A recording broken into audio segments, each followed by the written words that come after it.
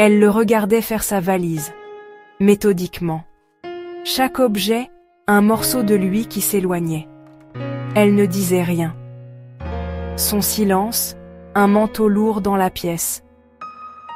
Il ne la regardait pas, peur de l'appel qu'il pourrait lire dans ses yeux.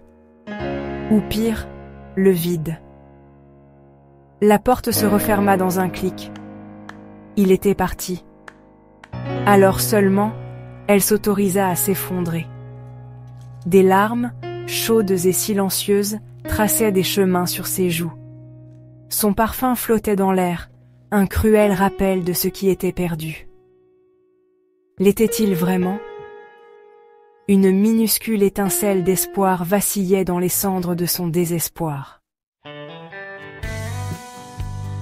Il marchait, chaque pas l'éloignant un peu plus d'elle, de leurs promesses non dites, murmurées au cœur de la nuit. Son visage gravé dans son esprit, une douleur constante dans sa poitrine. Pourquoi ne l'avait-elle pas arrêtée ? Était-elle indifférente ? La pensée était un éclat de glace dans ses entrailles.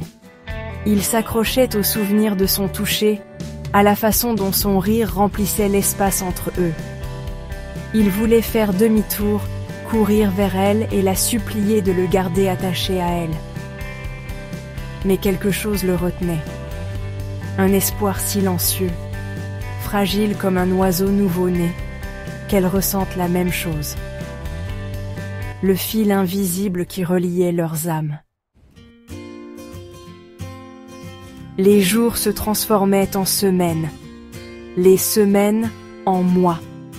Le silence entre eux grandissait, un gouffre vaste et résonnant. Pourtant, il n'était pas vide.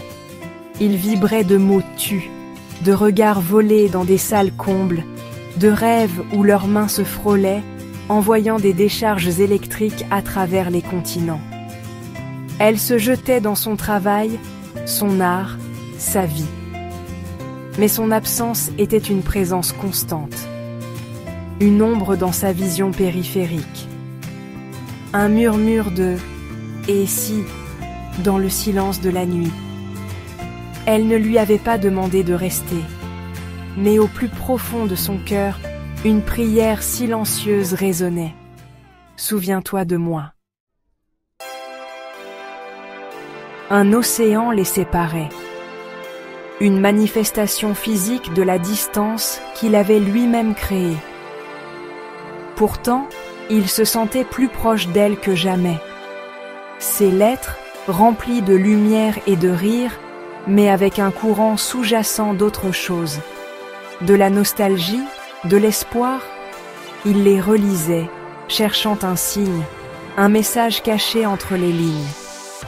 Il savait qu'il était fou. Il avait joué avec leur amour et avait perdu. L'avait-il vraiment ? La distance avait dissipé les faux semblants, la peur, les doutes non exprimés. Ce qui restait était brut, vulnérable et terriblement réel. Il était parti, espérant qu'elle le rappellerait. Maintenant, il comprenait.